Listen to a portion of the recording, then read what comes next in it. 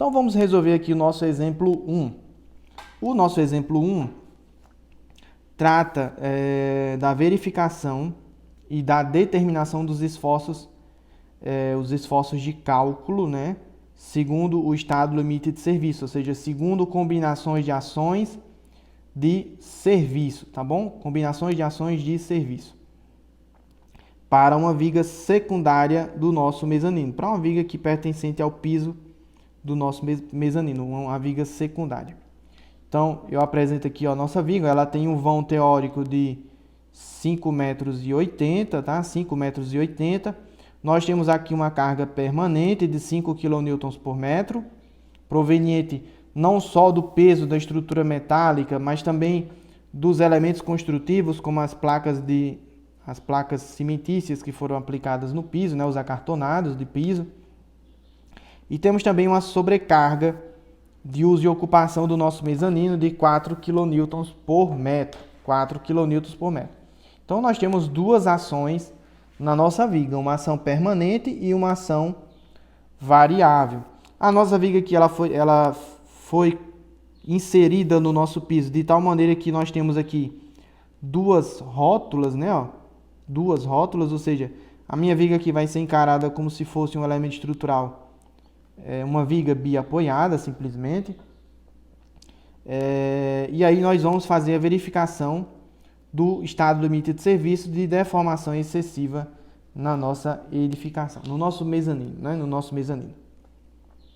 Então aqui eu trouxe uma imagem lá do Estruturas Metálicas Goiânia, que trata como é que são inseridos, né, esses pisos em placas acartonadas em mezaninos usualmente. Essas placas acartonadas elas são fixadas, né, na aba superior dos perfis em I, né, na mesa superior, por meio de tirantes aqui de fixação, tá? Tirantes de fixação. E aí, sobre esse piso de acartonado, é feito o revestimento final do piso em si, certo? Essas placas, elas são levemente, elas possuem um peso próprio pequeno, tá? Possuem um peso próprio pequeno. E, de acordo com alguns catálogos, né? A gente tem que dispor vigas que servem de apoio para elas a cada 1,20 metro, a cada 1,20 m, a 1,5 m aproximadamente. Geralmente 1,20 m, tá? Então são colocadas várias vigas secundárias a cada 1,20 m para servir de apoio para o nosso piso em acartonado, certo? Então vamos aqui para a resolução do nosso problema. Primeiro eu vou determinar quem são, de acordo com o enunciado da nossa questão, né? Eu vou determinar quem são os momentos fletores máximos na nossa viga, tá? Quem são os momentos fletores máximos na nossa viga, segundo combinações de ações para o estado limite de serviço. Combinações de ações para o estado limite de serviço. E aí, se vocês forem na tabela 2, né? Na tabela 2, que trata dos coeficientes de segurança,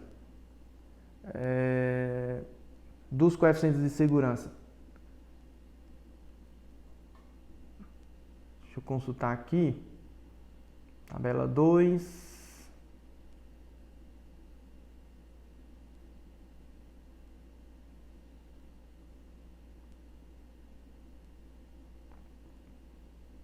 isso, se vocês forem na tabela 2, especificamente na página 19, vocês vão encontrar que para ambientes em que não há, pesos ou equipamentos que permanecem fixos por longos períodos de tempo, o meu Psi1, que é o valor, o coeficiente de redução para as ações com valores frequentes, ele vale 0,4. E o Psi2, que é o valor redutor para as ações com caráter permanente, vale 0,3. Esses dois coeficientes a gente vai usar para fazer as combinações de serviço. Eu sei que a minha carga permanente é de 5 kN por metro e a minha sobrecarga é de 4 kN por metro. Então vamos fazer aqui uma combinação quase permanente. Como eu falei para vocês, as combinações quase permanentes são aquelas combinações que resultam em ações que têm grande probabilidade de ocorrência da minha estrutura, né? 50% da vida útil da minha edificação, eu vou ter cargas representativas desses valores aqui, ó, dessa equação. Então, a minha carga distribuída na minha viga, segundo uma combinação quase permanente, vai ser a minha carga permanente, né, com seu valor nominal, mais as demais cargas atuantes. Como eu só tenho uma carga variável, que vale 4 kN por metro, e eu estou numa combinação quase permanente, então essa carga variável deve ser reduzida pelo coeficiente Psi2, que vale 0,3. Então, se eu aplicar aqui na minha equação, eu vou obter 5 mais 0,3 vezes 4, 6,2 kN/metro. Então, essa aqui é a carga, né, de serviço que atua na minha viga, segundo uma combinação quase permanente, ou seja, segundo uma combinação que resulta em uma probabilidade de ocorrência de 50% da vida útil da minha estrutura. O vão teórico da minha viga é de 5,80 metros, né? 5,80 metros. Como a minha viga é biapoiada e tem uma carga distribuída, eu sei que o diagrama do momento fletor é uma parábola com o momento fletor máximo no meio, né? Esse momento fletor máximo é a minha carga distribuída vezes o vão ao quadrado sobre 8, tá? Quem é a minha carga distribuída de cálculo? Provém aqui, ó, da minha combinação quase permanente. Então, 6,2 kN/metro, tá? 6,2 kN/metro vezes o vão ao quadrado dividido por 8. Isso aqui vai dar 26,07 kN/metro. Esse aqui é o esforço interno, né? O esforço interno que a gente vai ter na seção central da nossa viga, né? Na seção central. Obviamente que vocês podem também determinar quem é a força cortante solicitante de cálculo para essa nossa combinação no estado limite de serviço, tá? Seria uma hipótese possível. Vamos para a combinação frequente. Então, na combinação frequente, eu tenho aqui as minhas ações permanentes, mais as ações variáveis reduzidas por Psi1. Eu teria outra parcela que seria as ações variáveis secundárias, mas que não existem na nossa viga, né? Nós não temos outra ação variável aplicada no nosso problema. O meu Psi1 vale 0,4, conforme vocês podem ver lá na tabela 2 da NBR 8800. Então, 5 mais 0,4 vezes 4 vai dar 6,6 kN/metro. E aí o meu momento fletor solicitante na seção central da minha viga seria de 27,75 kN/metro. Tá? Essa aqui é a combinação frequente que possui uma probabilidade menor de ocorrência quando comparada com a combinação quase permanente, né? Perceba que por ter uma probabilidade menor de ocorrência, as ações são maiores, né? Ó, a minha carga distribuída agora é de 6,6 kN/metro, enquanto que na combinação quase permanente era de 6,2 kN/metro. Na combinação rara, eu apenas somo a minha carga permanente com a ação variável principal com seu valor raro, seu valor cheio, ou seja, o seu valor nominal. Eu não tenho uma ação variável secundária. Então, eu tenho aqui G mais Q, ou seja, 5 mais 4, 9 kN/metro. E aí aqui esse seria o meu momento fletor solicitante. Perceba agora que houve um salto considerável aqui, ó. Quando eu comparo as ações da minha viga com uma combinação rara, ou seja, 9 kN/metro, com os valores obtidos na combinação frequente e na combinação quase permanente, né? 6,2, 6,4 e 9 kN/metro quando eu vou para uma combinação rara. Então, esse aqui seria o momento fletor solicitante de cálculo, né, para a combinação rara na seção central da minha viga, tá? Na seção central. Eu mostrei aqui, né, eu apresentei para vocês o cálculo dos esforços de cálculo segundo essas três combinações, apenas para ilustrar a magnitude, né, dos esforços internos na nossa viga, quando eu saio da combinação quase permanente, passo pela frequente e depois vou para a combinação rara. A probabilidade de ocorrência diminui, né? Diminui.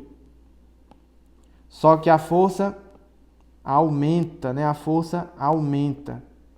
Ou seja, os esforços internos aumentam quando você sai da combinação quase permanente para a combinação rara, tá bom?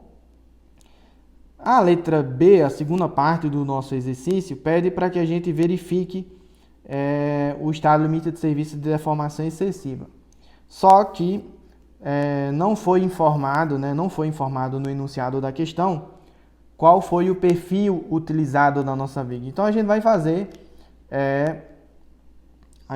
uma estimativa, ou seja, um pré-dimensionamento da nossa viga, de tal maneira que ela possua uma inércia em relação ao eixo em torno do qual ela está fletindo, para que ela não apresente flechas excessivas, né, maiores do que as flechas limites que a gente viu na aula anterior.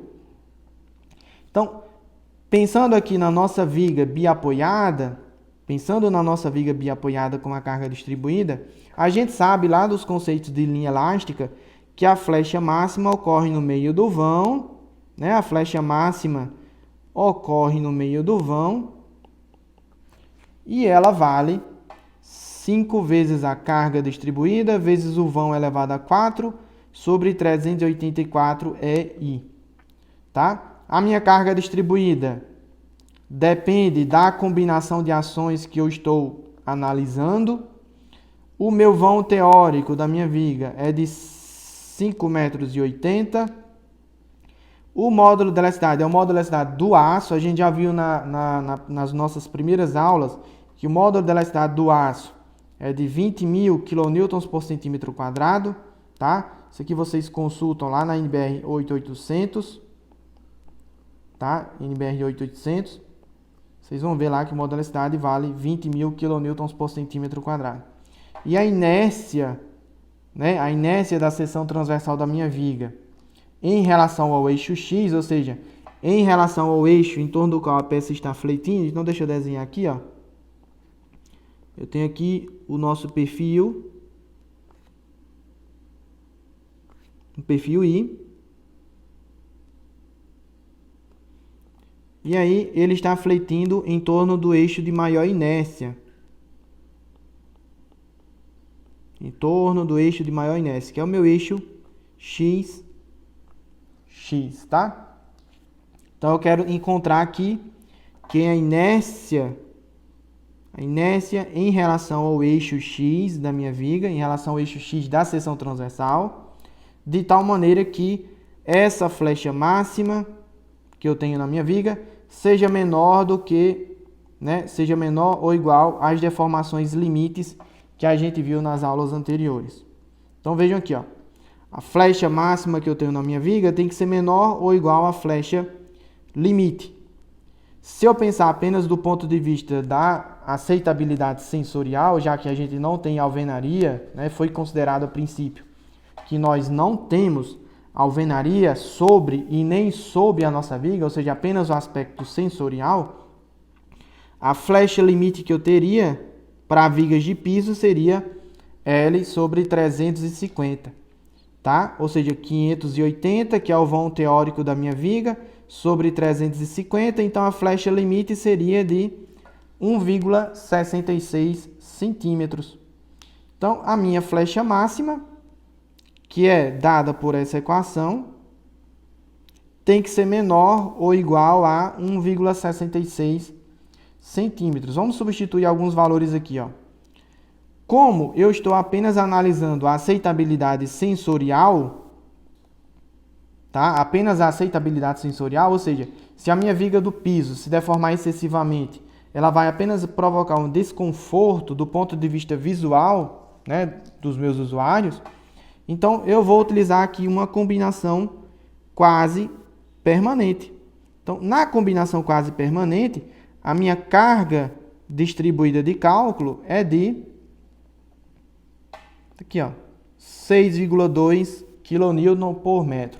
Ah, professor, na minha viga tem uma alvenaria sobre ela, e aí se ela se deformar excessivamente, essa alvenaria vai fissurar.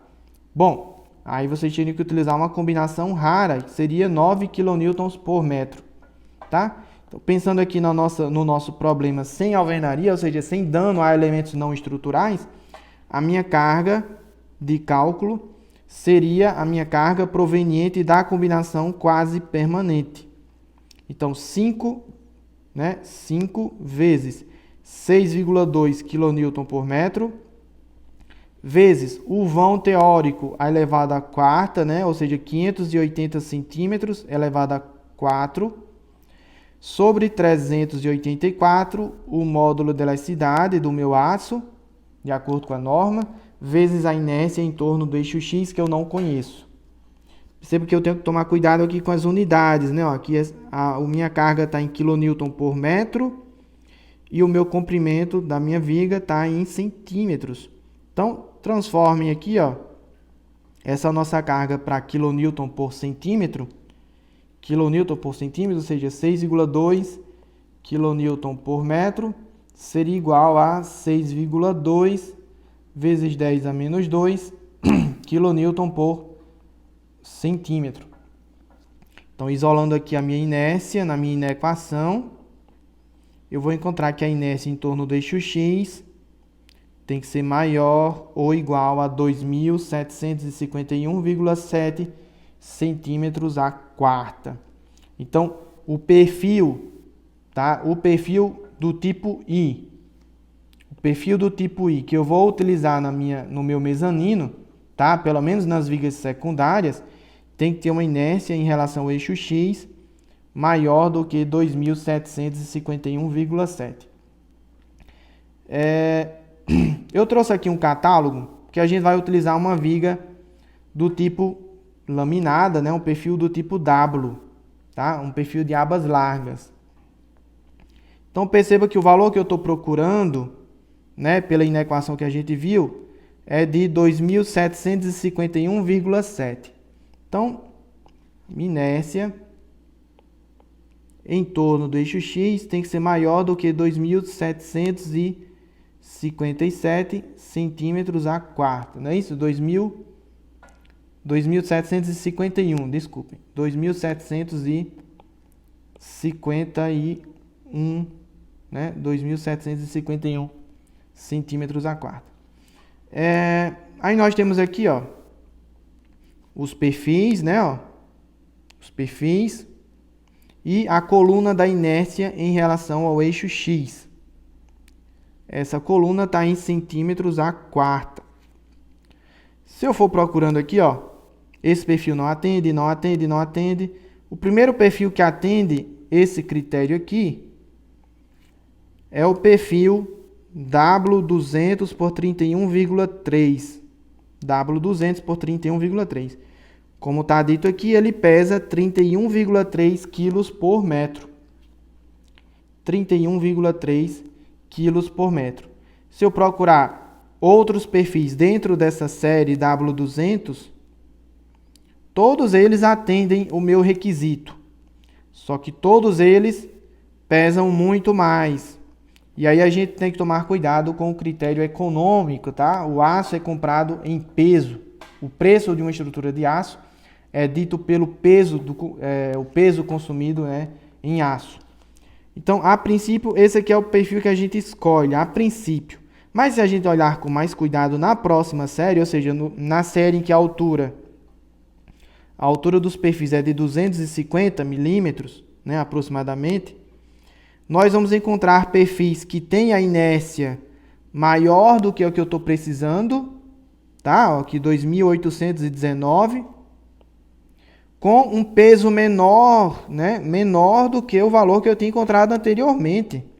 Então, eu aumento a altura do meu perfil, diminuo o peso e ainda tenho um ganho maior, né, de inércia em relação ao que eu preciso. Certo? 2.819. Então, esse aqui vai ser o perfil que a gente vai utilizar no nosso mezanino, o W250 por 22,3 a princípio, tá?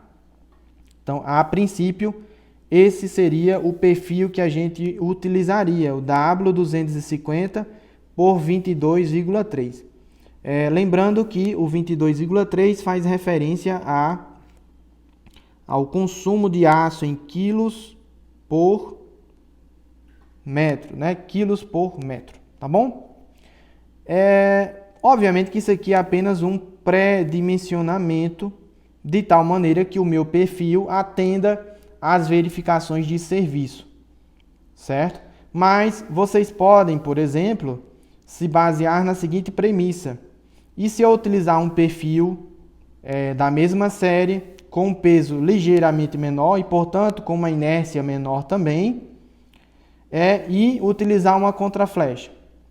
Isso pode ser possível e isso é o que a gente vai fazer na sequência.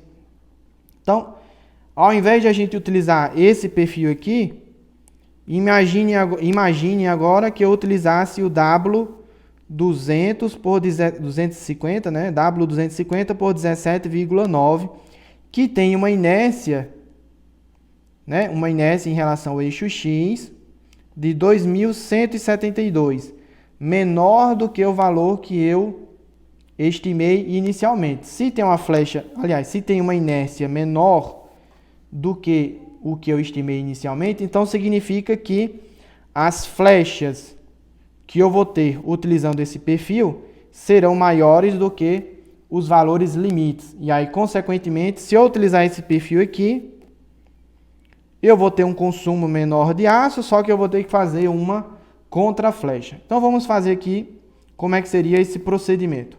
Então, se eu utilizar o W250 por 17,9, a inércia em relação ao eixo X é de 2.172. Então, a flecha máxima que eu teria seria 5, a carga, né, distribuída, 5 vezes PD, vezes L a quarta, dividido por 384, modularidade, né, vezes a inércia do perfil. Daria 2,10 centímetros. Isso aqui é maior do que a minha flecha limite, tá? Quem é a minha flecha limite? 1,66 centímetros. Então, a princípio, utilizando esse perfil aqui, nós não atendemos o estado limite de serviço de deformação excessiva. Então, a gente vai utilizar aqui, a gente vai solicitar uma contraflecha na fabricação desse perfil. Então, para começo de história, eu tenho que determinar quem é a deformação da minha viga, quem é o deslocamento máximo que ela vai ter no meio do vão, quem é a flecha máxima que ela vai ter no meio do vão, devido à atuação apenas da carga permanente G, ó. Apenas da carga permanente G. Então, vamos aqui, ó. Então, a flecha provocada apenas pela carga permanente vai ser 5 vezes a carga permanente, 5 kN por metro, vezes o vão teórico elevado a 4, sobre 384, o módulo da elasticidade, vezes a inércia do meu perfil, 2.172. Então, só a minha parcela de carga permanente provoca uma flecha de 1,7 centímetros, tá? 1,7 centímetros. Então, o meu critério de escolha da minha contraflecha, tá? Isso aí fica subjetivo. O meu critério de escolha é algo em torno de 25% a 75% das flechas provocadas pela carga permanente. Eu vou utilizar aqui um valor intermediário, então vou dizer que a minha contraflecha, né? Isso é arbitrário, isso é algo escolhido por mim, determinado pelo projetista, vai ser de 50% da flecha provocada pela carga permanente. Isso aqui vai dar 0,85 centímetros. Então, significa que na fabricação do perfil, eu devo pedir que ele seja arqueado para cima, né, de 8,5 milímetros, tá? 8,5 milímetros, ou apenas 8 milímetros, como vocês queiram, de tal maneira que A minha flecha total agora atenda o meu valor limite. Quem vai ser a minha flecha total? Bom, a minha flecha total vai ser a flecha máxima que eu tinha, 2,10 centímetros, com as cargas de cálculo, né, atuando, a combinação quase permanente, certo? 2,10 centímetros, menos a contraflecha, vai dar 1,25 centímetros.